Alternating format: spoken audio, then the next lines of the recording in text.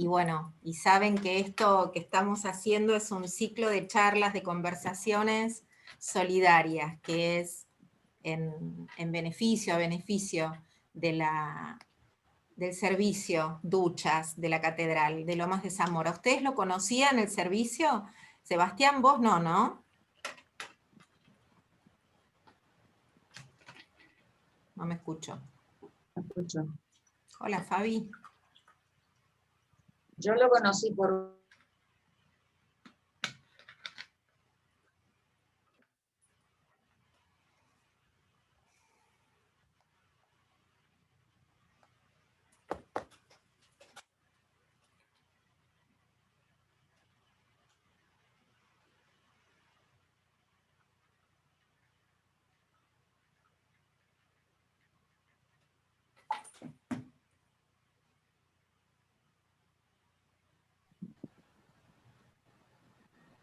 A ver ahora, ¿volvimos?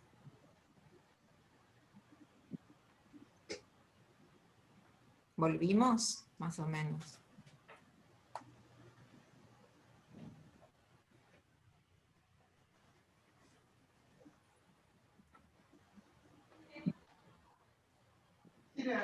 A Olga Ferrari que estoy en un Zoom, por eso no le contesté a Carlos. Sabés que necesitaría que te unieras para pasarte el comando de anfitrión, porque se me cuelga la comunicación, el Wi-Fi. ¿Estamos ahora? ¿Nos estamos escuchando más o menos?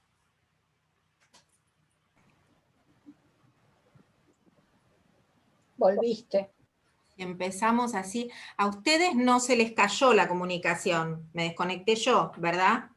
Vos solita, sí, quedaste Bien. quieta. Está bien porque entonces lo que significa es que el Zoom funciona bien. Lo que no está funcionando bien es mi conexión. Entonces eso me da tranquilidad porque yo voy a ir y volver por ahí, pero ustedes siguen en la sala. Hola Fabi, ¿cómo estás? Hola, ¿cómo andan? ¿Todo bien? Todo bien, sí. Bueno, como siempre, estaba yo preguntándoles si conocían el servicio de duchas, cómo habían llegado, cómo les había llegado la difusión. Justo Roxy me decía que ella, bueno, estuvo en otras reuniones ya, en charlas que dio el doctor Pablo Palacios Wolf también sobre medicina, creo que David también estuvo en alguna de esas Sí, yo charlas. me enteré así, sí. Y la verdad que me parece bárbaro que la tarea que están haciendo y por supuesto que contribuí y lo voy a seguir haciendo. Espero que los demás intenten acercarse a esto. No, Estela, yo... Bueno, ojalá que seamos muchos y que podamos también, bueno, brindar dentro de nuestras posibilidades algún espacio, este espacio que es para que las personas que están sufriendo tanto en situación de calle tengan un poquito, algunos momentos más agradables, más dignos.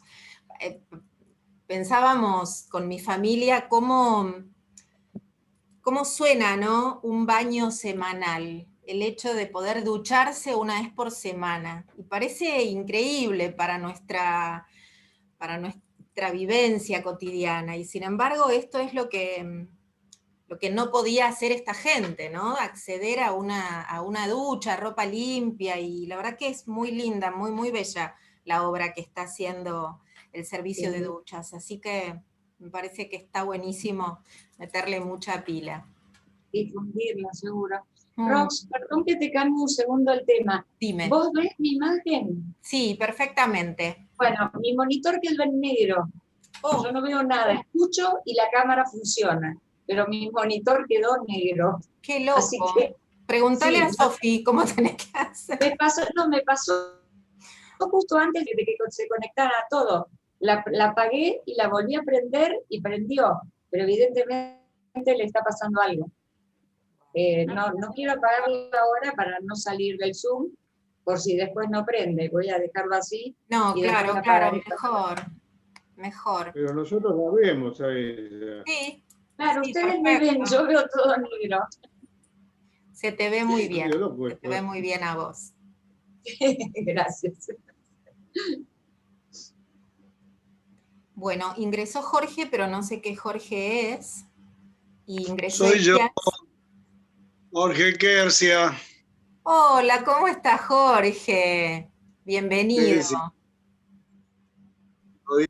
ahí me vas a ver. Ahí estás, ahí estás. Hola. Buenísimo. Bueno, mil gracias por estar. Y ahora vamos a hacer una breve presentación. Esperamos unos minutitos para ver si se une alguien más y entonces ahí ¿De qué se trata esto, no? A ver cómo. Yo nunca participé. Claro, no tenés idea. Bueno, ahora nos vamos a ir presentando para que cada uno de los que estamos aquí nos vayamos conociendo un poquito.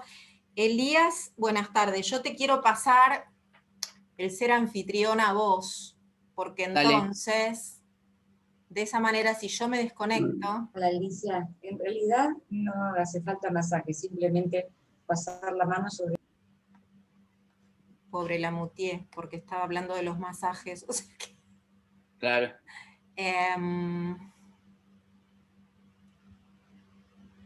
Bueno. Ser hospedador. Ahí va. Si yo te hago hospedador a vos, puedo yo compartir pantalla, ¿sí? Sí, por supuesto. Está bien. Bueno, perfecto. Lo que no podemos compartir es el pancho. El pancho no. Ahí le viene un hambre de trabajo. Este pibe siempre come en mis clases, no sé qué le pasa. Bueno, muy bien. Entonces... Roxana, sí, gracias. Roxana, perdón, quería comentarte, que antes lo dije, que no sabía que había gente en situación de calle en Lomas de Zamora, porque habitualmente sabemos, yo estoy en Capital, y sabemos que es el centro, es donde generalmente después van hacia algunos otros lugares, o van hacia la provincia o el interior, o el primero, el segundo cordón, pero en general, y las asociaciones y las organizaciones que colaboran, en general están en Capital, en Cava. Así que no sabía, pero ustedes tienen ese paisaje, digamos, existe como en Buenos Aires, está el paisaje de la persona en situación de calle casi, digamos, que los demás no ven, invisible a los ojos de la gente, que pasa como si nada. Absolutamente, absolutamente. Para nosotros, bueno, Jorge aquí es compañero mío de ministerio en la Catedral de Lomas, y nosotros entramos, ahora están suspendidas las misas de 8 de la mañana, pero nosotros entramos a la catedral y hay gente que está durmiendo, y hay gente que está durmiendo en el atrio y en los bancos. ¿Sabés dónde se ve mucho? Bueno, por supuesto, la catedral está frente a la plaza, y allí... cuento una anécdota. Un chiquito que lo vi crecer, porque lo conocí cuando tenía 3 o 4 años, su mamá en la puerta de la catedral, y él ahora tiene 15 o 16, y en un momento entró a la catedral y me dijo: mirá que me picaron, mirá todas las picaduras que tengo, cómo estoy todo brotado. Y le digo: ¿pero qué te pasó? ¿Qué te picó acá? Y no sé, porque dormimos anoche abajo del escenario, habían armado en la plaza el escenario para una fiesta X que había en la Plaza de Lomas. Y la mamá y él habían dormido abajo del escenario, ¿no? Es terrible, ¿no? Lo que pasa es terrible. Esto que vos decís, el paisaje, es desolador. Y se ve o no se ve, depende de la interpretación de cada uno, ¿no? Yo acá estoy cerca de la parroquia de San Pedro y suelo contribuir ahí, y es normal casi que vaya gente a comer o a descansar o a dormir, inclusive en la explanada. Es un paisaje bastante nefasto en cuanto a la gente con carencias que hay desde hace bastante tiempo ya. Sí, estamos hablando que esto empezó en el año 90 aproximadamente. Así que fue incrementando, ¿no? Pero digamos que es de los 90. Sí, sí, se fue Aproximadamente, incrementando. por lo menos acá en Capital. Después Sí, del sí, 2001, sí. Después del 2001 fue mucho mayor. Ahí fue una implosión prácticamente de esto. Se veía en todos los barrios, cosa que yo no me acostumbraba a verlo eso. Así que ya venimos con bastante tiempo. Sí, sí, sí, por supuesto. Sí, Bueno, no sé, ojalá se supere, pero va a costar. Yo no creo ya más, nos quedamos todos congelados, o yo me quedé congelada. Chan. ¿Cuál? Un gran locutor ahí en el Obispado de Lomas, en una radio, 2001. Yo creo que ese fue el punto de inflexión digamos, de la marginación, de la pobreza, gente que se quedó sin vivienda. Y acá también en Cava, tremenda la cantidad de gente haciendo cola para el desayuno en las iglesias, inclusive en iglesias del primer barrio, como el barrio norte, ahí en la Plaza Vicente López, es tremendo. Sí, yo creo que ahí, del 90 para acá, y 2001, 2002, 2003, es digamos, el punto masivo de la cosa. Y después, bueno, hubo algunas variantes de acuerdo a algunos gobiernos. Y es muy importante lo de la ducha, porque es una especie de amparo psicológico y espiritual, aunque sea en un día, realmente crea en el marginado esa esperanza, digamos, ¿no? Con respecto a lo que están como, ahora más o menos me doy cuenta de que cómo se lleva adelante este encuentro, puedo decir mi experiencia, esos fueron años de quebranto, creo que fue un antes y un después, jamás se volvieron a recuperar la cantidad de indigentes, algunos inclusive terminaron falleciendo, pero en ese tiempo nosotros teníamos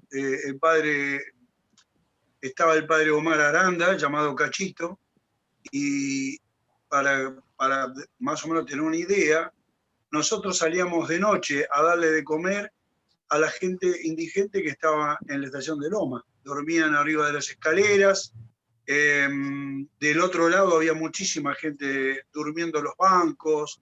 El punto de Loma es muy importante, la plaza, la estación. Claro. Y bueno, ya en ese año 2001, 2002, todo ese tiempo que fue terrible, salíamos con varios hermanos, cargábamos nuestras camionetas y íbamos a darle de comer a la gente en esa zona. Y yo creo que si uno hace una estadística o busca, las estadísticas no me gustan, porque la verdad que son cosas que no me interesan, pero si uno haría un relevamiento de toda la gente indigente que hay hoy, no sé si no es más todavía que la que había en aquellas épocas. Y eso fue un antes y un después, lo que están diciendo ustedes, hermanos, con respecto a esto de los indigentes en la calle. Y yo no vi un recupero, porque el recupero es cuando uno lo saca totalmente de la calle a la gente. Como vos bien decís, eso que decís vos con respecto al baño, es así como vos lo decís, es esa cuota de esperanza que la gente tiene de poder un día volver a llegar a eso, ¿no? Porque hay gente que lo tenía y lo perdió. Nosotros hemos encontrado con gente que lamentablemente no tuvo otra opción de ir a vivir a la calle, o sea, y se sienten como abandonados. Y bueno, yo lo quería dejar como experiencia después de 20 años que pasaron, seguimos con el mismo problema. O sea, fueron paliativos las soluciones, no definitivas. Y bueno, eso lo habría que replanteárselo un poco, ¿no? La iglesia está ayudando muchísimo. Nosotros a nivel de las capillas acá en Itatí, que está en un complejo bastante humilde, en Lavallol, se le está está dando a 350 personas de comer por día. Y todo sale de la contribución de la gente que ayuda, y un poco que también ayudó en su momento también cuando hay, por supuesto, porque a veces no hay, la Catedral de Lomas. Bueno, y lo que ayudamos nosotros, que arrimamos, ellos están acostumbrados mucho a la harina, a productos primarios como el azúcar, la hierba, la grasa, porque ellos comen mucha torta frita, y los chicos, ustedes saben que le pueden llevar la mejor factura de Loma de Zamora, y ellos no la comen las tortas fritas que le hacen los hermanos que trabajan, ¿no?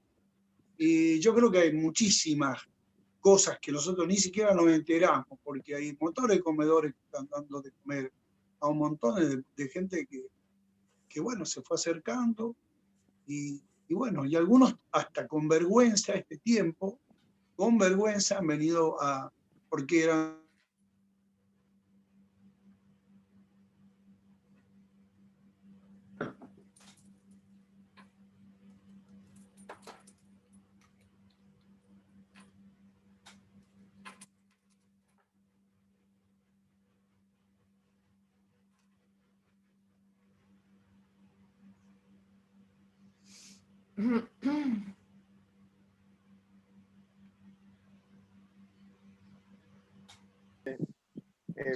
Refrendo totalmente lo que dice acá Jorge. Tuve la oportunidad de hacer el curso de Doctrina Social de la Iglesia con el padre Carlos Acaputo y secretario de Bergoglio, y la acción que ellos desplegaban solidaria con la gente de todos lados, inclusive hablando de la harina, empezaron chicos que estaban totalmente huérfanos y les enseñaron a hacer pastelería, a hacer pizzas en el famoso lugar que era la fábrica de lapiceras Philips. Esto lo digo porque estuve ahí. Realmente refrendo lo que dice acá Jorge, la acción de una gran parte de la iglesia. Realmente hay que reconocerlo, que es así, más allá de las ideologías y de las posiciones políticas. Realmente ha sido concreta esa acción. Caputo, que fue secretario de Bergoglio, y lo he visto al propio Bergoglio con los chicos ahí haciendo las cocinas, bueno, entregando también diplomas. Realmente quería refrendar lo que dice Jorge, porque esto no se conoce habitualmente. Sí. Lo que pasa es que ahora venimos de un año muy complicado. Ya el 2019 las estadísticas eran muy graves. Y ahora con la pandemia, bueno, ya es enorme la tarea que hay que hacer para levantar a la gente que está muy mal. Es así, no alcanza, por más ayuda que pueda venir del Estado, no llega a alcanzar para reparar todo el daño que se ha hecho acá en años. Esa es la verdad. Yo creo que es muy importante para ir entrando en tema de la narrativa, digamos, ¿no? Y que tanto cuando pensamos en términos de política, tanto se habla del relato, de toda esta cuestión, de toda esta narrativa, todo este discurso, que de un lado, del otro, ideologías, religiones, sistema de creencias, como quieras, ¿no? Ponerle. Vamos un poco a hablar de eso ahora. Yo les preparé un PowerPoint que tiene que ver con eso, con la palabra y cómo nos conectamos con la palabra. Pero más allá, digo, de que cada uno pueda trabajar en un determinado espacio, en un determinado lugar, con sus creencias, con su ideología, con todo lo que traemos. Digo, yo cuando armaba el PowerPoint pensaba en las preguntas, ¿no? En cómo nos preguntamos desde que tenemos uso de razón, nos empezamos a preguntar. Y pensaba en las preguntas kantianas, que no las puse en el PowerPoint, pero pensaba en las preguntas kantianas, ¿no? Esto que se preguntó Emmanuel Kant, que es ¿qué debo hacer? ¿No? Y esto que proliferó en términos de lo ético. Y me parece que más allá de las religiones, para los que somos católicos y estamos enamorados de la figura de Jesús, como me pasa a mí y a muchos otros, o para los que no, ¿no? Para la figura de Jesús, digo, con lo que significa en torno al perdón, en torno al sacrificio, en torno a la mirada hacia el prójimo, me parece que la cosa global es como que no, pensar en eso es utópico. Creo que el trabajo de hormiga que está en la naturaleza, esta cosa del pedacito, del poquitito, de la parte, ¿no? Cuando yo era chica, mi papá contaba un cuento y era que todos los animales de la selva se estaba incendiando y los animales grandes estaban dilucidando a ver qué iban a hacer y desesperados y discutían unos con los otros, el león con el rinoceronte y el elefante con el jabalí, qué sé yo. Quedó la imagen. Bueno, yo sigo el cuento, igual va a quedar grabado. Sigo el cuento porque va a quedar grabado, digo. Había un colibrí chiquitito que iba del río al fuego, y con el piquito llevaba el agua y tiraba el agua tratando de apagar el fuego. Y entonces los animales grandes le preguntaron, ¿qué estás haciendo? ¿Vos te crees que vas a lograr algo? Y el colibrí dijo, no sé si voy a lograr algo, pero yo estoy haciendo mi parte, ¿no? Entonces, esto de la parte que cada uno pueda hacer, yo sé que hay mucha movida cultural solidaria, mucha, lecturas de poesía, gente que se reúne para juntar fondos, o sea, realmente, los que estamos en cultura creo que es fundamental que hagamos, que tengamos estos pequeños espacios para, realmente, para poder contribuir con nuestro pequeño aporte, ¿no? Es así, es muy interesante lo que decís. Volviendo al tema, enganchándolo, vos decís, ¿qué debo hacer? Ahí se hacen varias preguntas, ¿no? ¿Qué debo hacer? Y también, ¿hasta dónde puedo? Porque una cosa es intentar hacerlo y otra es encontrarte a veces con esta realidad. Por ejemplo, con el tema de las personas en situación de calle, que realmente es muy duro, sobre todo escucharlas. Y sobre todo, escucharlas individualmente y escucharlas en otro entorno, no en la calle bajando tu oreja al colchón para que te hable, sino en otro espacio, como por ejemplo, yo estuve más de 10 años en una organización que nos dedicábamos a gente de situación de calle, donde se sienta en una silla, tiene una mesa de por medio, tiene una taza de mate cocido, tiene un pan, tiene una servilleta, es algo impensado, porque en realidad no es lo habitual, y mucho menos es habitual que te encuentres con, porque acá también se servía de uno, con que vengan personas voluntarias con grandes bandejas, con una sonrisa, decir buenos días, darte una sonrisa y dejar la bandeja con la jarra de mate cocido, la jarra de leche, los panes realizados en el mismo lugar, la mermelada, etc. Es algo realmente que ellos agradecen muchísimo, porque es ponerle una ternura, es ponerle el abrazo. El abrazo, además de la sonrisa, hay gente que te dice, yo hace 2 años que a mí no me abrazaba nadie. 2 años, 2, 3, 4, un montón. Porque además, viste, tiene que tener el cuidado que lo abraza por un lado y lo apuñala por atrás. Es decir, ahí está. Olvídate, la realidad es esa. Ese es el punto. En realidad las historias acá eran cerca de 200 personas. que vienen desde el año 92. Así que te digo que es largo tiempo. Sí. Y se han agregado talleres, por supuesto está el taller de lectura y escritura, que es maravilloso y está, bueno, este año obviamente que no estuvo, de arte, de pintura, de dibujo y pintura, de computación. Todo esto lo agradecen muchísimo. El de panadería, bueno, está el de Biblia. Pero ¿qué pasa?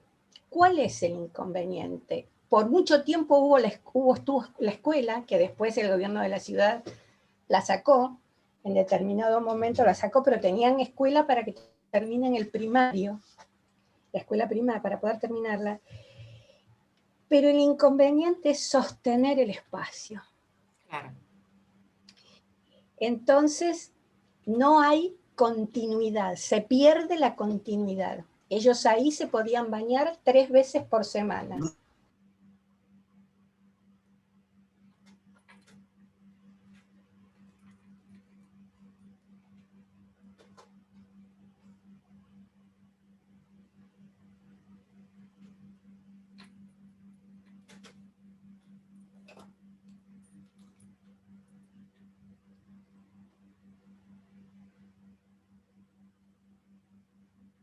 Nos ayudan a sostener porque parte del Colegio del Salvador.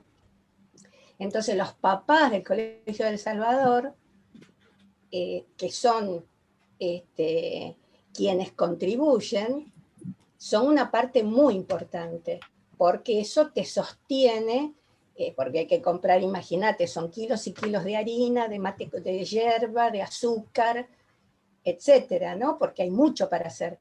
Pero además, estos últimos 10 años, la obra se sostuvo con 2 ferias americanas por año que nos permitieron hacer dentro del salón principal del Colegio del Salvador, donde se recaudaban cifras inconmensurables, te diría, porque realmente era fabuloso y era un dinero estupendo porque en realidad el plantel somos 10 personas, después hay más de 60 voluntarios.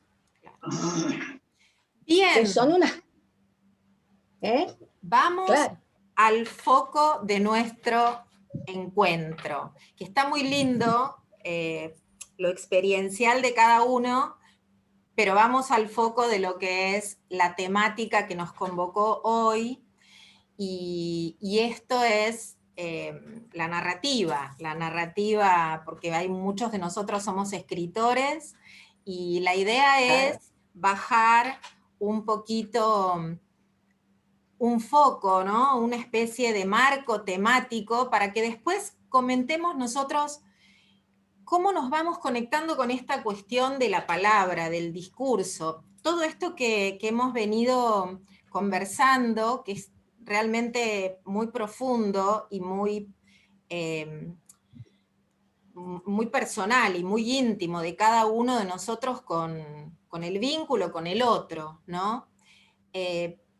¿Cómo lo vivimos a través de la palabra? Y entonces, bueno, les voy a compartir pantalla y si nos funciona, digamos, esta cuestión de compartir pantalla, y si me funciona la conexión, va a estar bueno que lo podamos ir viendo. Mientras tanto, lo que yo les voy a pedir, ya más o menos todos hablaron algo, pero sí les voy a pedir que nos digan, que se digan entre ustedes, yo los conozco a todos, pero que se digan entre ustedes su nombre, como para que entre todos nos vayamos conociendo.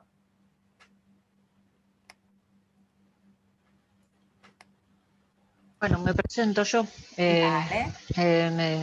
Mi nombre es Fabiana y estoy hace, no sé, intermitentemente, porque voy y vengo en los talleres de escritura creativa que da la profe Roxana.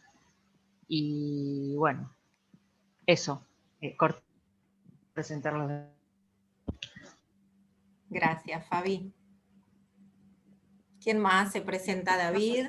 Mi nombre es Cristina, Cristina Roxana, y empecé conociendo a Roxy por las charlas de Pablo Palacios, del doctor, que fue compañero mío del hospital desde hace casi 40 años. Así que ahí me enganché por Pablo y después conocí a Roxy y me enganché con Roxy. Bueno, muchas gracias. Roxy. Mi tocaya.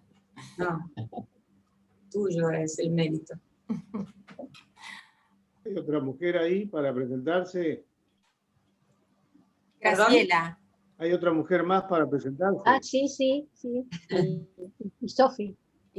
Bueno, yo es la primera vez que estoy acá, encantada de conocerlos a todos. Así que no escribo narrativa, pero sí, escribo cuando hace falta hacer informes. Pero bueno, me parece que me voy a enganchar con esto, está muy interesante. Graciela es psicóloga social y estamos haciendo juntas compartimos un espacio de psicoanálisis. Por eso nos conocimos este año, por ese motivo. Claro. Sofi. Bueno. Perdón. Sigo, ¿no? Sí, a ver. Sigo. Ay, me tilde otra vez. Hace bastante tiempo. A Ro la conocí hace ya 2 años más o menos, ¿no? Creo. Y bueno, desde el primer libro que quiero publicar, así que eso. Qué lindo. Qué bueno. Nada menos. Maravilla. No lo quiero decir mucho para que no sea grande, pero impresionante la joven creativa, impresionante.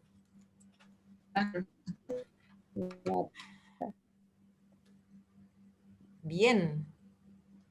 Estoy tildada. Sí. Bueno, me presento. Yo soy Elías y pertenezco al taller de macedonianos, al grupo macedoniano hace aproximadamente 4 años. Y bueno, bajo la tutela, por así decirlo, artística de Roxana, publiqué 2 veces, una vez en conjunto en una antología y otra vez de forma, iba a decir particular, cualquiera, en forma de solitario, digamos. Así que, bueno, nada, me sumé a estas charlas porque me parece que están buenas. Me gusta cuando explican cosas clave. Así que bueno. Muy bien. Jorge y Sebastián, ¿no?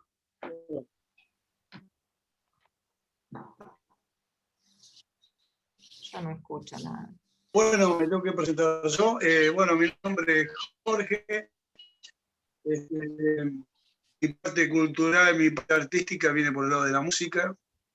Fui músico popular, pero luego entregué todo lo que había aprendido y bueno,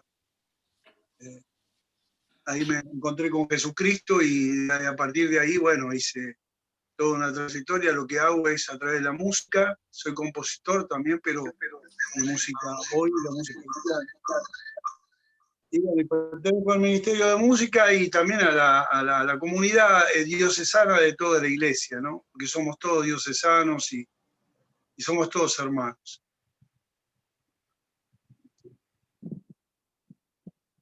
Muchas gracias.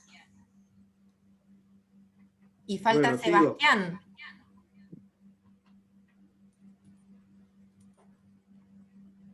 Primero, joven, te paso la juventud.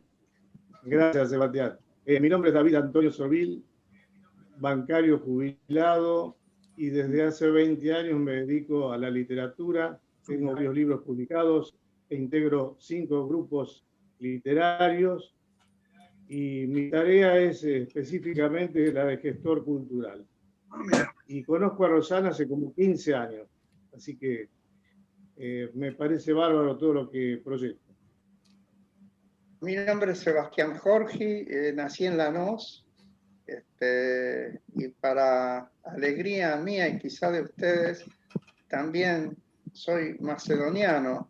Tengo una obra que se llama Bienvenido Macedonio, escrita con una amiga, Nora Tames, que fue estrenada hace unos años en la Feria del Libro de Mar del Plata. Y me siento compañero, hermano, esa palabra que está tan olvidada estos tiempos, de todos ustedes, y a vuestra disposición, querida Roxana, en lo posible, lo que podamos hacer humanamente y en lo literario, cómo no. Muchas gracias, Sebastián. Muy bien, ya estamos todos, ¿no? Nos hemos presentado todos, así que les comparto esta pantalla y Sofi me enseñó cómo se colocaba pantalla completa. Así que esto es Casa Escherpa y vamos a ir, ahí está, a la primera. Muy bien, bienvenidos entonces. Narrar es humano. De todos los seres vivientes, los humanos, somos los únicos que necesitamos interpretarnos a nosotros mismos, conocer qué y quiénes somos. Venimos al mundo como seres inacabados y a diferencia de los demás ejemplares del reino, necesitados de un otro que nos aporte los primeros cuidados para entrar en la cultura. Nuestra fabulosa tarea de descubrir el sentido de estar vivos.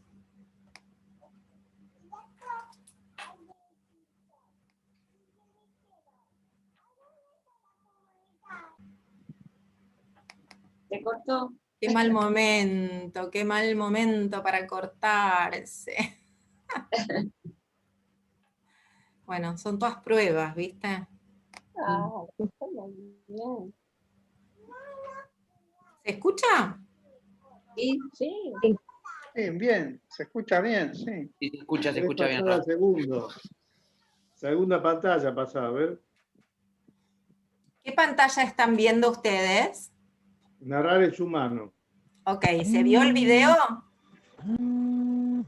Se ve eso solo y unos chiquitos. Eso solo, digamos. Sí.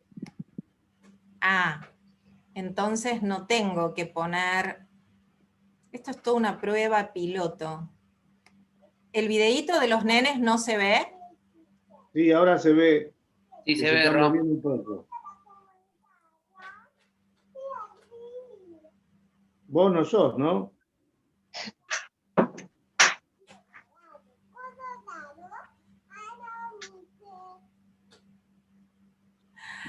La idea es que podamos observar cómo desde nuestro primer momento de vida estamos siendo narrados por otros, ¿no?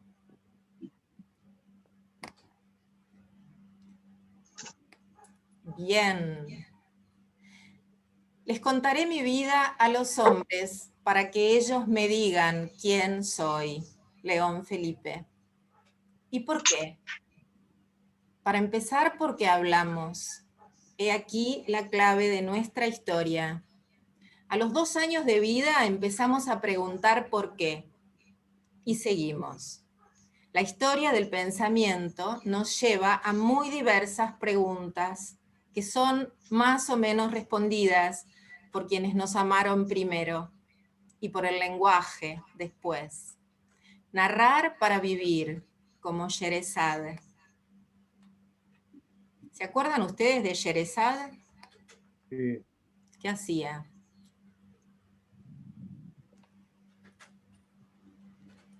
¿Qué hacía? Y contaba para no morir, ¿no? Narraba para no morir.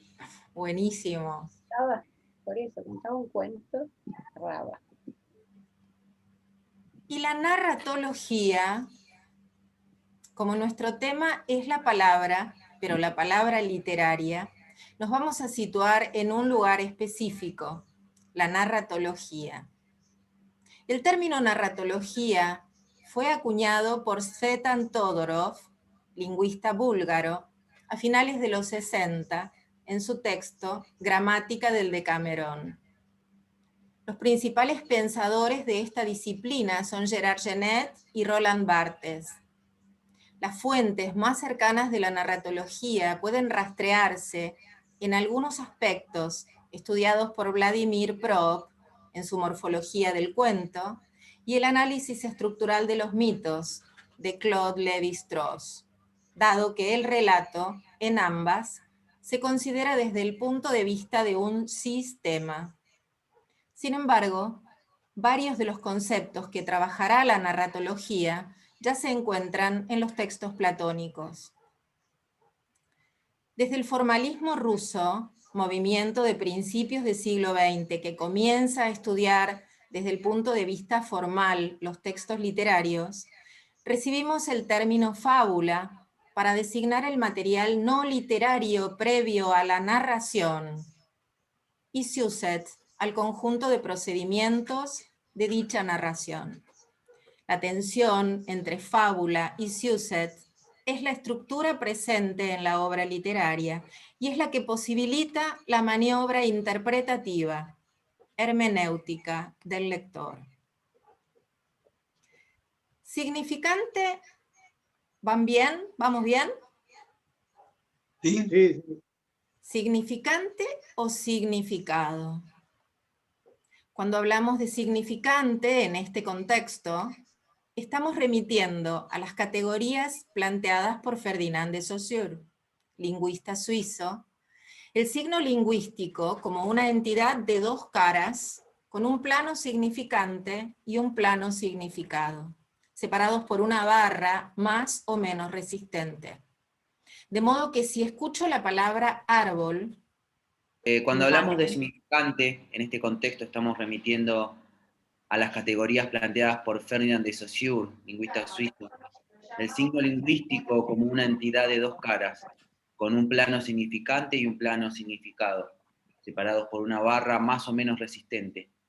De este modo que si escucho la palabra árbol, la imagen acústica, o la veo escrita, cadena de grafismos, estoy en el orden del significante. A partir de ese estímulo producimos una representación psíquica, es decir, el concepto del objeto árbol, el orden del significado. Pero nada indica que frente al mismo significante dos personas conceptualicen de la misma manera. Uno podría pensar en un sauce, otro en un álamo, otro en un pino y así sucesivamente. Se ve muy claro si pensamos en cuál sería la representación psíquica de los significantes tales alma, soledad o alegría. La significación estará dada en la tensión entre estos dos planos. Esto es una textualidad. Estas zonas intermedias que se juegan y se tejen, porque texto, textui, textum significa en latín tejer, entrelazar, trenzar, construir, componer, escribir una obra literaria. Provocan un vacío. Muy bueno. Bueno, ¿qué se juega en ese vacío? Se juega la producción de sentido, que siempre viene en el lector. Podemos decir entonces que un texto es un espacio de producción de sentido. Bueno, ¿y la metonimia? La metonimia, como mecanismo lingüístico, es la transferencia de una palabra a otra sobre la base de la existencia de contigüidad conceptual, es decir, semejanza, correspondencia semántica. Y aquí sí abrimos el debate. Muy bien. En un momento desaparecí, ¿no? Sí, por eso siguió. Hay cuestiones que a mí me parece interesante de por ahí refrescar siempre, que es esa tensión entre el significante y el significado. Desde el punto de vista lingüístico, porque hay otros modos de observar o de acceder. Incluso hay una teoría del significante que es de Jacques Lacan en el psicoanálisis. Y nosotros observamos desde la lingüística, desde lo estructural o lo formal en literatura, cuando hablamos de significante, hablamos de eso, ¿no? Cuando decimos imagen acústica, escucho, lo que escucho. La palabra, el sonido que estoy escuchando. De pronto, si yo les empiezo a hablar en chino, la imagen acústica no van a poder acceder al concepto ustedes, porque no estaríamos compartiendo la competencia lingüística, ¿no? Entonces, esta cuestión del orden del significante en la literatura es central, porque no es qué se cuenta. La gracia está en el cómo se cuenta. No es que historia cuento, qué fábula, sino como ese procedimiento, eso que los formalistas llamaron Siuset, cómo se cuenta la historia. Y esto para pensar los discursos es central, porque nos cuentan unas historias, justo cuando hablábamos de política, ¿no? Cada historia. Así que bueno, a mí me gustaría que, sobre todo los que son escritores y los que producen tanto ficción narrativa como, bueno, acá hay varios poetas, ¿cómo se conectan con esto, esta experiencia de la palabra artística, digamos? Qué bueno nombrar a los formalistas rusos, realmente es muy importante porque Capo fue Roman Jakobson, un formalista ruso que estudiaba justamente a los grandes escritores, los cuentistas rusos por ahí. Se empezó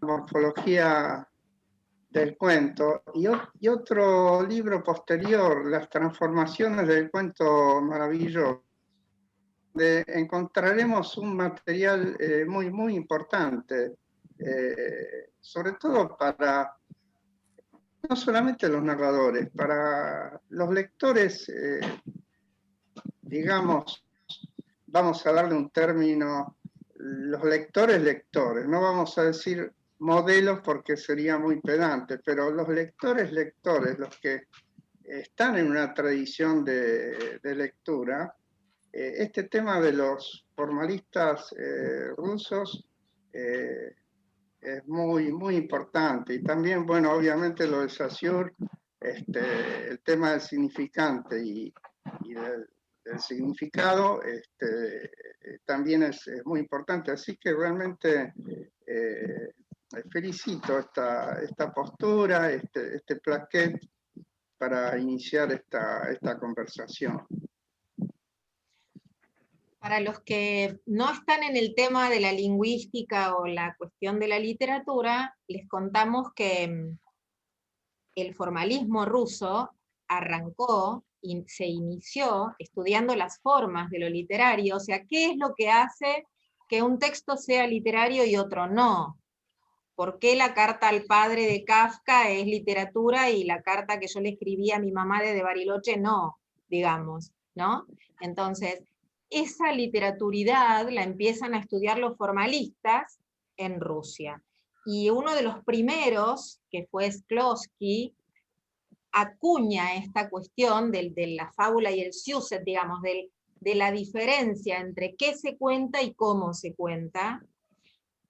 Y Roman Jakobson, que recién mencionaba Sebastián, es posterior, pertenece al segundo formalismo, y es un autor que vamos a hablar el jueves que viene, cuando hablemos de función poética, porque él reformula la cuestión del esquema comunicacional tradicional y añade la función poética, que no es otra cosa que la función estética aristotélica, digamos, pero él lo ayorna y lo trae, ¿para qué? Para que podamos apropiarnos de algún modo de una posibilidad de construcción diferente, digamos. No porque, bueno, ya sabemos que las clasificaciones no son la verdad de la milanesa y los marcos teóricos son muy, muy amplios y bueno, y podemos leer a la luz de distintos marcos teóricos. Pero son autores que realmente, pensadores que nos ayudan mucho a los que trabajamos con la palabra a no solamente construir desde lo que nosotros escribimos o esto que estamos haciendo, como puede ser una clase didáctica, sino a la escucha, a cómo interpretamos, ¿no? Esta cuestión hermenéutica, dónde leemos, dónde escuchamos. Escuchamos las entrelíneas, escuchamos el significante y qué valor esa barra resistente entre significante y significado, ¿cómo atravesamos eso, no? Metonimia es una palabra con otra. Cuando hablemos de metáfora vamos a ver que hay reemplazo. En la metonimia hay contigüidad, hay una encadenada la metonimia, ¿no? Entonces, esto cuando decimos metonimia en acción, es lo que nos da propiamente nuestro rango de seres humanos. Los que creemos en Dios y los que leemos los textos sagrados, lo vinculamos rápidamente con, en el principio era el verbo, y todo se hizo por la palabra, ¿no? Para las personas que no son creyentes y acceden desde lo más científico, digamos, el lenguaje es ese mundo al que llegamos cuando nacemos, sin pedirlo. Yo creo que es muy importante lo que estás sintetizando. Bueno, me asocio a lo que decía Sebastián, que es un tema muy común entre nosotros hablar de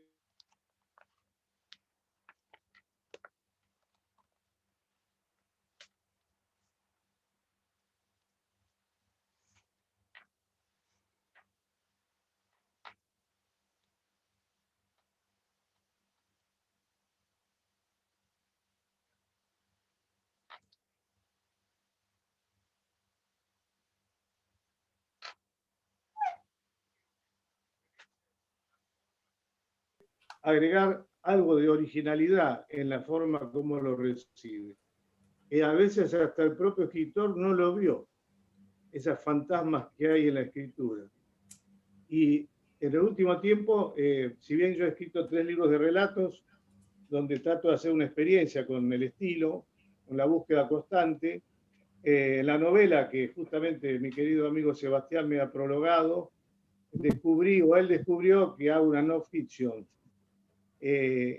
O sea, la realidad cómo entra a jugar en lo literario. Y hay un ida y vuelta, que es propio de esta época. Es decir, no es solamente lo literario como que es algo de Torre de Babel. No, ahora está mezclado con la realidad constantemente. Eso es lo que yo puedo aportar. Qué bueno, muchas gracias, David. Una parte la voy a escuchar después cuando vea el video, porque me quedé colgada. Otras veces. Roxy, hay otra pantalla, otra ventana, que tiene tu mismo nombre, sí. Y que cuando te quedaste colgada esos segundos, ahí se te veía.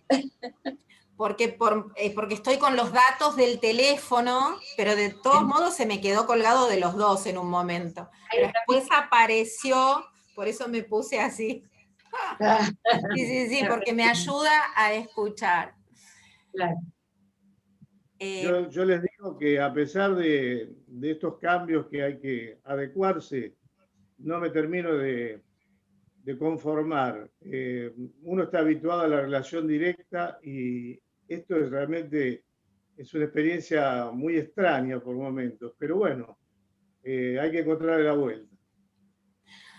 Yo digo que somos tan adaptables que yo me adapté increíble, incluso a como a templar el carácter de la bronca que me daba al principio cuando me quedaba desconectada. Y de pronto ahora es como que está todo bien, ¿entendés? ¿Por qué decimos que somos macedonianos? Que para los que no están en el mundo de la literatura y tienen ganas de conocer algo más, es interesante también saberlo. Macedonio Fernández fue un autor argentino, para que se den una idea a los que no lo conocen, contemporáneo de Lugones, que era, o sea, el monstruo canónico, digamos, y Macedonio era una especie de disidente constante de lo literario. Fue el tipo que empezó a escribir en verso libre, en pleno momento del verso medido y requete contramedido, del soneto perfecto y de la rima, y de además un modernismo y una cosa de lenguaje preciosista, y Macedonio se mataba de risa de todo eso, y se mataba de risa de los críticos, y él postuló y generó una teoría que llamó teoría de la bel arte, que básicamente nos ayuda a despojarnos del yo creador. ¿Qué quiero decir con esto? El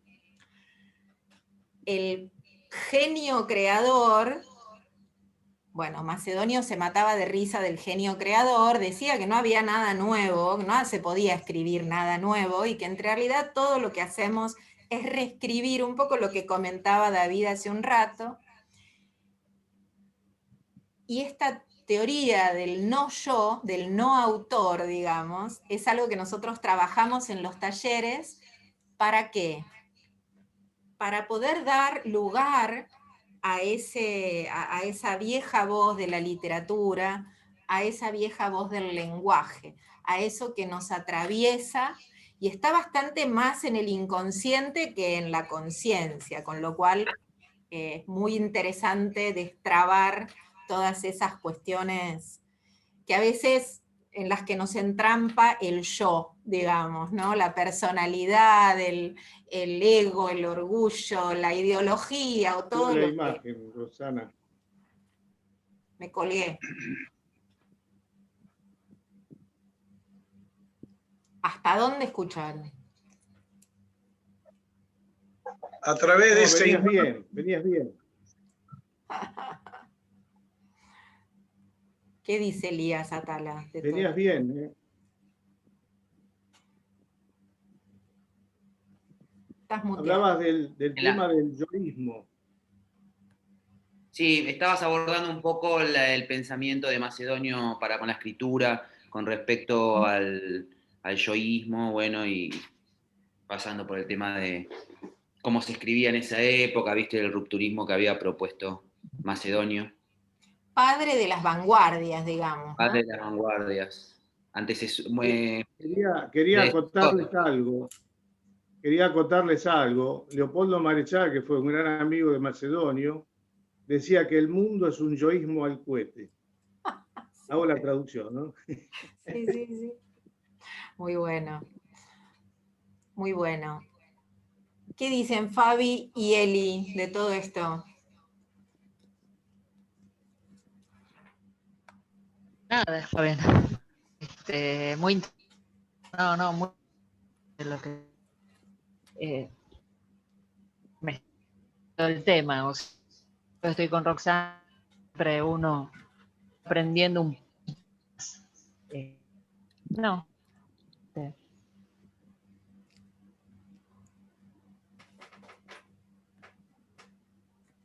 Se quedó. Sí, yo estoy muy tildada.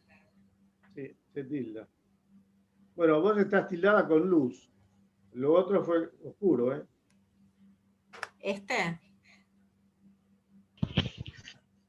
Lo tengo ahí abajo. Bueno, muy bien. Vos decías, Graciela, que escribís artículos o informes. ¿Cómo vos te conectás con tu escritura? no sé, es que nunca lo analicé, pero en líneas generales es muy particular. Me surgen ideas, estoy metiendo algún tema y estoy a lo mejor haciendo algo que es totalmente lo opuesto y tengo que salir corriendo a escribir porque ahí está el punto, justo encontré a lo mejor la hipótesis, encontré la razón, encontré el argumento, me avivé por qué pasaba eso y hace tanto que lo venía pensando, no tengo un orden y una vez que arranco, escribo y escribo hasta que después limpio un poco.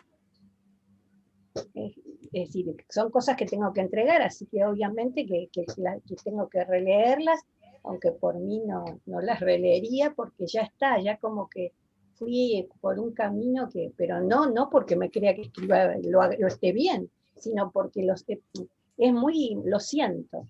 Es decir, siento que lo que estoy escribiendo es real, ¿no? Es decir, es real desde el tema que se está abordando, obviamente. No sé si se entiende muy bien. Sí, se entiende perfecto. Bueno, no sé, creo que lo que te comprendo es que hay un vínculo directo entre el cuerpo de uno mismo y el cuerpo de la letra, digamos, ¿no? Como que hay una prolongación allí en la escritura que es muy interesante de explorar. Digo, me encanta cuando decís nunca lo pensé, porque eso es una de las cosas que nos hace hacer macedonio, pensar cosas que no estábamos pensando. Y es interesantísimo. Te agradezco.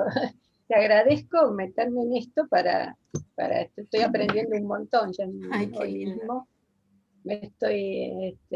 Aparte conozco a todos estos autores, sí, por supuesto, los he estudiado, los he leído circunstancialmente y cada tanto, porque siempre mis trabajos están con algún autor que no tiene nada que ver, ¿no? Pero que siempre le encuentro alguna frase de alguna prosa de algo que escribió o de una o lo que fuere, ¿no? Siempre busco.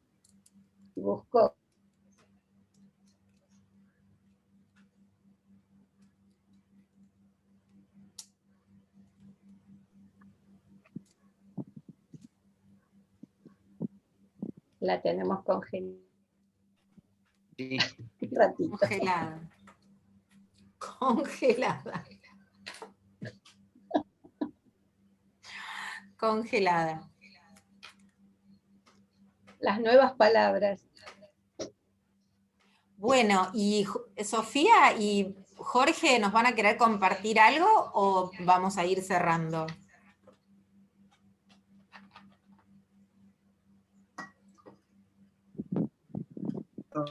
Yo como, la verdad que escucho y aprendo. Escucho y aprendo. Nada más que eso. Y un poco como contaba aquí nuestra hermana, cómo a ella le salían, o sea, parecido a lo que nos pasa a los músicos, ¿no? Cuando tenemos algo en la cabeza que nos está dando vuelta y queremos ya mismo escribirlo y después le vamos dando forma y no, esto no me gustó tanto. Es más o menos, no es igual que ustedes, mucho más profundo, llega a otros niveles, pero bueno, solo eso y sigo aprendiendo, no hablo más. Pero vos escribís, vos componés la música y escribís las letras también, Jorge. Claro, hago las dos cosas. Por eso. Sí, hago las dos cosas. Pero bueno, un poco es como ustedes que escriben, a ver si se dieron cuenta que ya tienen esto y lo quieren volcar al papel. Y bueno, ahora están los grabadores para nosotros los músicos que con un celular podemos, una melodía que nos viene a la cabeza y que va por ese lado, y por ahí la escuchamos y no, la mejoramos, la cambiamos. Bueno, pasa lo mismo con ustedes, cuando tienen una historia para narrar que les viene, es más o menos algo parecido, pero con no, bueno, con el nivel escribir un libro, ¿no? Lo nuestro es mucho más pequeño, es mucho más sencillo. Bueno, uno aprende. No, Yo pero creo el tema que de la lo que... composición es Sí. tremendo, ¿no? Yo creo que lo que estaba comentando Rosana sobre Macedonio también valen para las otras artes, o sea, la música, los artistas plásticos, lo mismo. No necesariamente tiene que ser lo literario. La posibilidad de crear y estimular al otro a que también haga lo propio. Es eso es lo que vale. Cierto.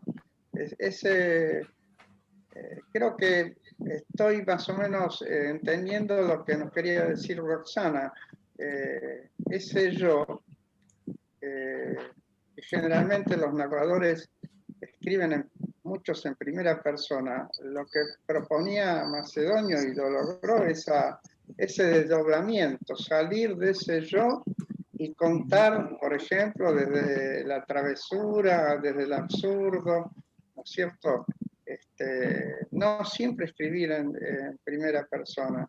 Y con respecto a la composición musical, le quiero decir a Jorge que es tan importante como escribir un gran poema o una novela. Tenemos modelos insoslayables, Discépolo, Mansi, Cadícamo, bueno, es un arte. La composición es un arte, inclusive esa síntesis que hay que tener para escribir una canción, ¿no es cierto? Así que no es que es un arte menor, digamos, sino que la composición musical, la canción, es muy importante. También podemos agregar a Spinetta, y etcétera, etcétera. Bueno, yo quería agregar algo, pero iba a hablar Sofi, me parece. ¿Vos querés compartir algo, Sofi? ¿No? Ah, No. está bien. Porque como vi que estaba, ¿qué vas a hacer? Yo Así quería decir algo, Eli, perdón, en relación a lo que dice Sebastián y a lo que comentó Jorge, en términos de lo sencillo.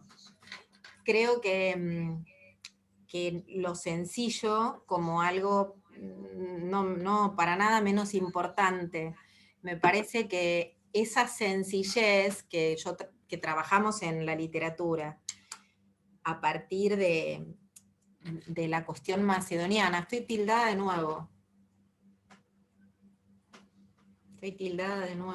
Sí, no, en todos.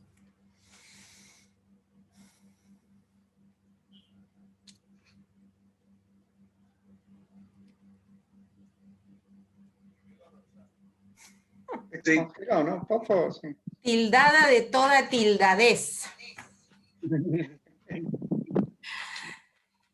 Estaba diciendo que esta cuestión de lo sencillo macedoniano, que por eso me gusta trabajar ese aspecto, tiene que ver con una mirada como más humilde de lo que es el arte, como algo mucho más colectivo que el foco de alguien que está inspirado o es un genio creador, digamos.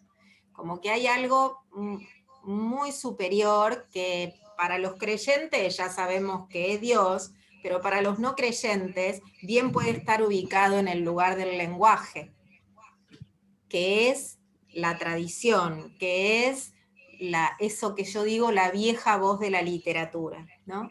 Entonces, es interesante porque uno como que baja el copete cuando te metes en el no-yo macedoniano, a eso me refería, ¿no?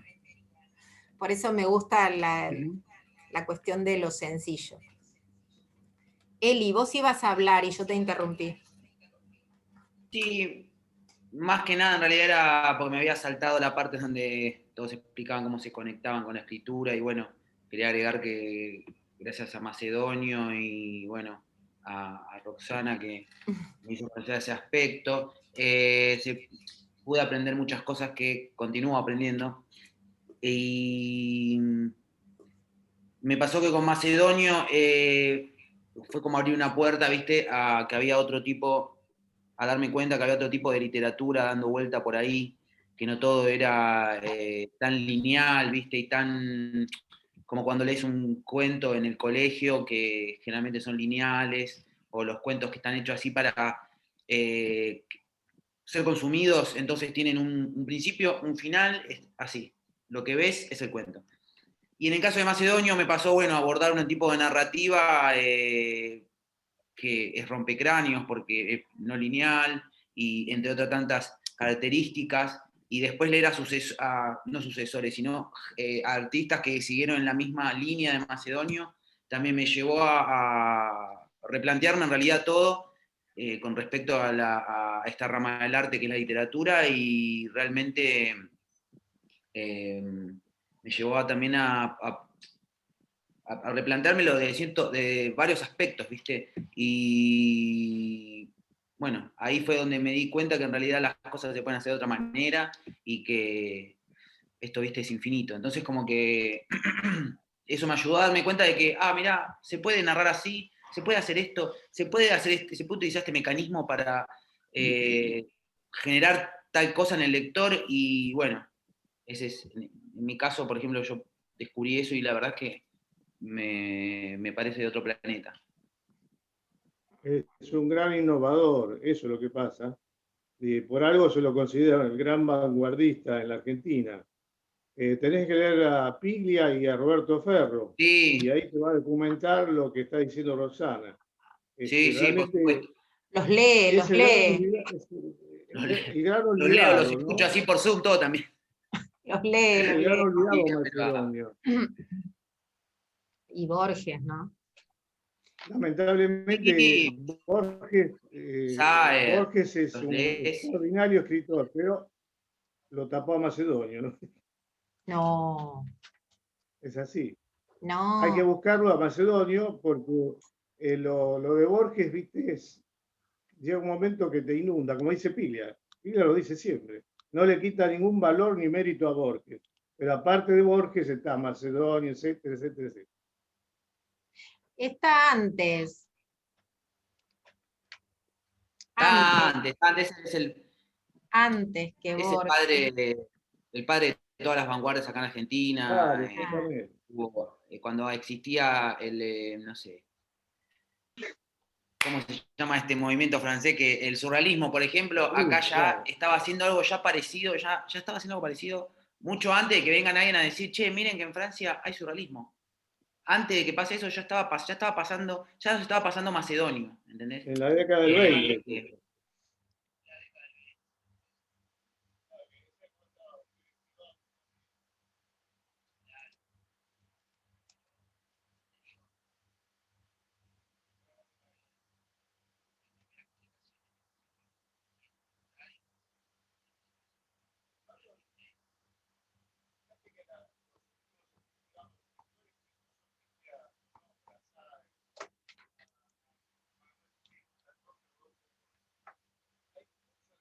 Cuando escuché el LP en pasta de almendra, dije recalculando, porque fue como que me explotó la cabeza que se podía ir mucho más de lo que nosotros estábamos viviendo y escuchando, y bueno, más o menos lo equiparo con lo de Macedonio en la literatura.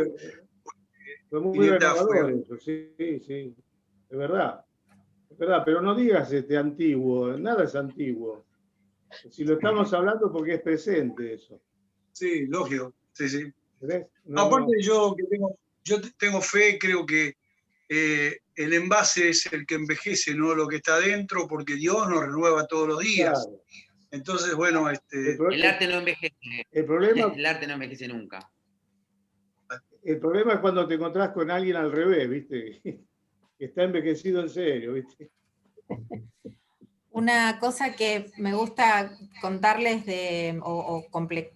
comentarles acerca de la escritura de Macedonio Fernández es que todavía hay mucho texto inédito de Macedonio, porque una de las cosas que no le importaba nada a Macedonio era editar, justamente.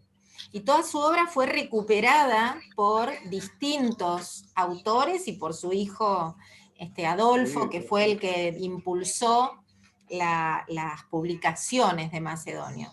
Pero él publicó muy poco en vida y era un tipo muy excéntrico. Y la escritura de Macedonio es absolutamente abierta e inacabada. Es por ese motivo que lo llamamos padre de las vanguardias, porque cuando nosotros leemos Macedonio podemos ir a escribir como que es un texto a completar siempre. Son textos que son como canteras, ¿no? Donde uno va a buscar el material, digamos, son como canteras abiertas de producción. Entonces, cuando vos tenés un autor como Borges, que es un autor mundialmente canónico, a pesar de no haber ganado premios, como siempre se dice, es un autor que no se puede reescribir porque está absolutamente acabado. Tiene una obra increíble, traducida y requete contratraducida, pero es una obra muy acabada la de Borges. Sin embargo, en la nueva historia crítica de la literatura argentina, hay solamente 2 tomos, es una obra de 17 tomos. Hay solamente 2 tomos dedicados a autor argentino. Uno es Sarmiento y el otro es Macedonio Fernández, no es Borges. ¿Se entiende? Entonces, toda la crítica y toda la teoría literaria se puede rastrear en los textos macedonianos y lo que hizo Macedonio sin querer, porque no le importaba nada, fue realmente la base, como decía recién David, de Marechal, de Piglia, de todos los escritores, digamos, no Mallea, no la línea de Mallea, pero sí todos los escritores posteriores que conocemos y leemos y disfrutamos, Cortázar, son escritores macedonianos, ¿no? Bueno, muy bien, acá nos están mandando un mensajito. Se me acaba la batería, a todos se nos acaba la batería.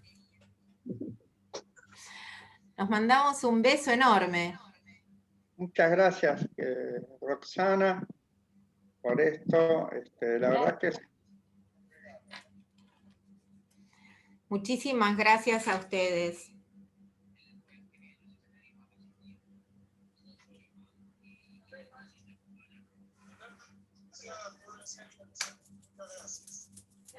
Nos vemos. Chao. Chao. Chao, chao.